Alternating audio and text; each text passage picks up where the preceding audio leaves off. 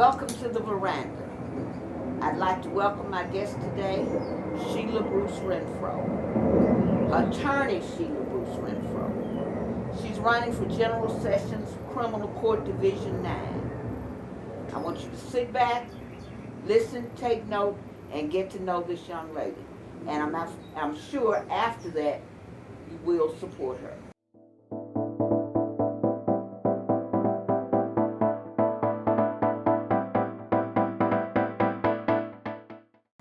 How you doing? Great. How you doing, Angela? All right. Welcome to the Veranda. Glad to be here. Good. Tell me about Sheila. Well, when I speak with people around the community, I tell them I'm from that little dot you see on the weather report called Holly Springs, Mississippi. Country girl. It's a small town. Okay. My parents are from the country, so I know exactly what the country is all about. That's about hard work, and when you're raised by people that are used to that hard work, you get used to hard work. Okay. Morals and ethics come with it too. Okay. And I'm very proud of that. Okay. I was raised there. I went to high school there where my mother worked, and I went to college there at Russ College where my father worked. Okay. I came to Memphis in 1990. I went to law school. I graduated from there. I started practicing law in 2000. I've been practicing ever since. It's been 22 years. I've been doing mental health work ever since then. And it's been integrated in my practice. I know you said mental health, and that's something I want to harp on because that's something a lot of people are not aware of. And a lot of people have that particular problem within their family structure. You have mental health issues. You have people that are dealing with mental health issues. And they don't know how to navigate through that system. And I want you to explain that a little bit. And we're just going to delve into the whole process of that because that's something people don't know about. And I'm sure that's something my listeners want to be informed about. Okay. When I first started practicing, the firm where I was working would receive assignments to defend those people who were committed on emergency commitments at MMHI. Okay. And they were assigned a lawyer. And I started doing that work. That's on the civil side. Okay. I did that for several years. I fell in love with it. And it was quite natural to me. I lived with a relative, my grandmother's brother. I guess you call that my grand uncle. Your great uncle. Yes. He was in World War II. He went there when he was 19 years old. He came back shell-shocked was what they called it back then, schizophrenic. And he lived with us for 25 years. He was the closest thing I ever had to a grandfather. My grandfathers died both when I was very young. So getting to know how to deal with mentally ill people, the kind of care that they need around the clock, to remain on their medications, to take them for treatment. He had to go to the VA. I remember waiting 2 days at a time for him just to get his prescriptions changed and be seen by a doctor. I remember whenever he would need his medications changed or titrated up or down just to deal with his mental illness. As long as we kept his stressors down and kept everything normal in the way, or normal for him, we didn't have any problems. So I understand what that's like. So when I started doing work at MMHI, I understood the clientele that were there. They were regular people, just like he was a regular person. He was just my uncle to me. And each one of those people, that was someone's mother, brother, sister. Exactly. And just because they have a mental health illness, which was somewhat shamed and scorned in the past, I never saw it that way, and I still don't see it that way. Well, let me interject something right here. That's something that we as black people, we tend to hide or not be knowledgeable or be shamed because we've got somebody that we're dealing with that has these issues. And a lot of time we just disregard them. We just throw them to the wayside. That's why you see so many people on the streets that have these particular issues. But we got to remember, these are people. These are family members. And for the sake of God, that could be you. Now, we do know that the way mental health is addressed in Memphis, because I have had dealings with that particular issue. And you call the police. They come out with the, what do you call the unit? They got a Crisis Intervention crisis Team, intervention, CIT. CIT. And I find it interesting, the first time I dealt with that, I found it interesting and somewhat appalling in the way they dealt with it. Because it was more like, this person does not have a mental issue. This person is just, we like SWAT and we finna handle it. You know, that was the first time I interacted with that. And I made mention of that. So then the second time I interacted with it, it changed a little bit. There was a tad bit more compassion. So there is no compassion when it comes to the justice system for these people unless they have an advocate such as yourself. So I appreciate that and I applaud you for that. Do you find moving through that process with the current system, does that sometimes become disheartening to you? Now, Ms. Angela, I was working on the civil side, as you know. I ran for judge on the civil side to represent those people, to give those people a voice. Okay. In court, and to make sure that they receive the proper treatment from the bench when they came to court. I felt like they were not being heard when they came to court on the civil side, and that's why I ran for judge in 2014. Okay. In the interim, a judge by the name of Phyllis Gardner asked me to help her set up a full-time mental health court to deal with all issues of the mentally ill. We did all the work, met with legislatures and insurers, but it went to the current incumbent in Criminal Court General Sessions Division 9. And that is? His name is Gerald Skane. Gerald Skane. And he's been there. It's time for a change. Moving on. He's been there for 8 years.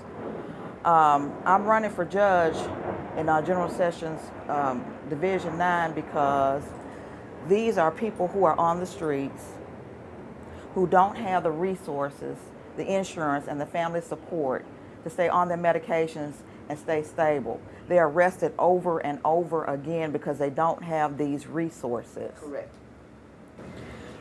What do you think within the system now, when you become judge, how would you change? What would you change in your particular courtroom? Well, the first thing is to have focus. The main thing is, you have to have a connection with these people and understand what they go through. I talked about my uncle and my dealings with him and keeping him stable and keeping him on his medications. You have to understand what it's like when they don't have the family support or the insurance. If you don't have any reference to that, it's hard for you, someone or anyone, to put together a plan to make it work. I have met so many people in the community. Some of the larger churches have programs already to help these people, but they're saying no one has reached out to us. I'm willing to reach out to them because I feel like everything should not be cookie cutter. Everything does not work for, everyone. You have to find what works for a particular person. So what I'm hearing you say is, and correct me if I'm wrong, is outside of the courtroom, you want to put some things in place that will make it more accessible or have people more knowledgeable when they do have to come into the courtroom. Yes, Miss Angela. There are resources out there to be had, and I'm about talking with anyone who is willing to help assist the court with a program. The churches, the insurers, the legislators, the mayor, anyone who is that will be a resource to these individuals that need the services. Because going back, and like I say, this is my show, so I can say what I want to say. We've got a judge that's in that particular division that's been there for a while. I'm all about change. When you have something in place and it remains the same, that's not progress. And what I've been seeing with that particular court is remained the same over the years. Everything's redundant. It's the same process. It's a revolving door with no antidote to solve anything. So I think it's time for a change in that particular court. Uh, and I think this is the change we need. I do think that, as I say on each of my interviews, I'm selective in the people I want on the veranda. This is not about the dollar, even though I got to make my little coins, but it's not about the dollar. It's about people that I believe are best suited for that particular position.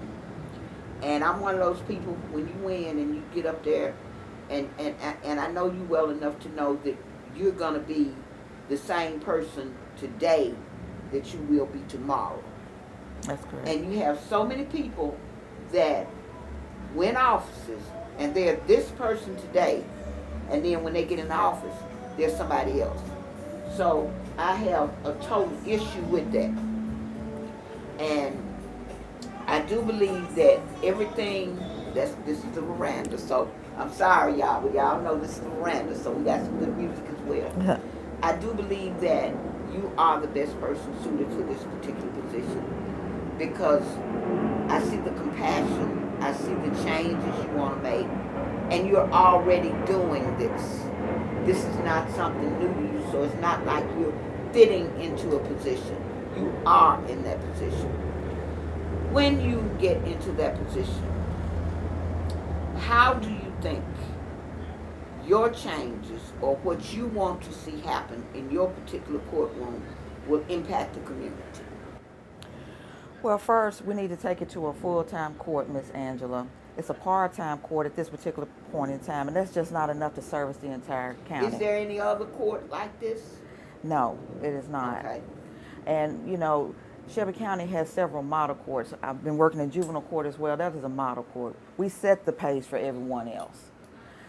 We want this to be a court that has the resources to give these people, to get them off the streets. These are nonviolent people that we're starting with. We're hoping to catch them before it gets critical. With everything that's going on in the country today, I think it's crucial. Shelby County has about 1 million citizens, and a part-time court is just not going to cut it. So take heed now. We do not have any other court in Shelby County that addresses these particular issues. So that itself is an issue. And that's something that needs to be rectified. So, continue, please. Now, on the civil side, it takes care of the people who are involuntary committed, but these are people who pick up minor little criminal cases that are non-violent. We want to hook those people up with resources. One of my main things, too, is something that you mentioned earlier, to make sure the crisis intervention team officers are trained properly so they know how to de-escalate a situation when they go out there and deal with these people and bring them in safely and keep everyone safe when they do that. And I'm glad we're discussing this, because with the state of the world as it is today, this particular issue right here, you look at those babies that just got shot up, you look at all the other lives that have been lost because there was a mental issue there that nobody saw or nobody knew how to address. And I'm asking, and I'm sincere, and I'm serious about this particular race right here, because I have had to deal with you on some issues. And I appreciate how you handled it and navigated us through that process. But thank you. This whole thing about mental, it needs to be a whole separate court, period. That's what we're going for, Miss Angela. Now, with doing civil cases, is that something that could, it's already, but it's like minute what they do. But is that something that would be combined totally for mental cases? Eventually, hopefully. Yes, Your Honor. Yes, Miss Angela. We want to get it codified, meaning... I heard you say, Your Honor. Hey, y'all hear that, Your Honor? Go ahead, I'm sorry. To get everything to be taken care of in the mental health court. But some things will still have to remain civil, like conservatorships and things like that. Okay.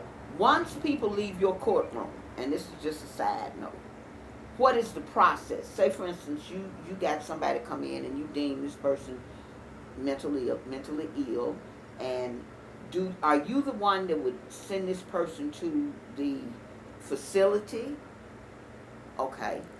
They have to have a pervasive mental health illness or something that's persistent. Okay. Then the court would order what type of treatment that they would have, and they would have to report back to the court. And that's opposed to jail, correct? Yes. Okay. Yes.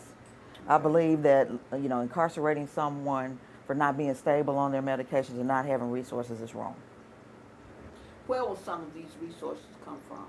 Well, as I discussed before, some of it is going to come from the state, obviously, and resources around here, like allied health care, yeah, right. And some of them will be private. Like I've met with several people in the community, as I said before. There are a lot of churches and organizations and individuals who want to volunteer services to help these people, and I'm all about finding what works. Okay. Ending. Tell me something that I don't know. Well, I've gone around the community. Everyone feels like we need a change in this court. We need to make it full-time to service the entire community. We have the resources there. We certainly have a clientele that needs it. I'm willing to do the work. I'm experienced in doing the work. I've been practicing for 22 years and I'm ready for the job. And I believe supporting our mental health consumers makes us all better. Okay. You've listened to this lady. And what I want you to do, I want you to make a conscious decision. I want you to vote for this lady. I want you to take this video, Conversations on the Veranda. I want you to share it because we have to get the word out, because we do not want to keep the current person that's in there back in there. They've been there, they've done their job, let's move on. I'm about progress and I'm about new blood. And it's time for a change. We've got a young lady here that's compassionate. She's doing the work now. She's an attorney. She's the best candidate. I'm asking you to vote for Sheila Bruce-Renfroe, General Sessions Criminal Court Division 9. Share the video and vote. Thank you for coming to the Veranda. Thank you for coming to the Veranda. Go ahead, you're going to get it right. Thank you for coming to the Veranda. Appreciate you, and you got my vote. Thank you. My name is Sheila Bruce-Renfroe. I'm running for Judge, General Sessions, Criminal Court, Division 9. That's our newest specialty court, mental health court. I need your vote and your support. Early voting starts July the 15th through July 30th. Election day is August 4th. Remember, Sheila Bruce-Renfroe for Judge, General Sessions, Division 9. I endorse this candidate. Thank you.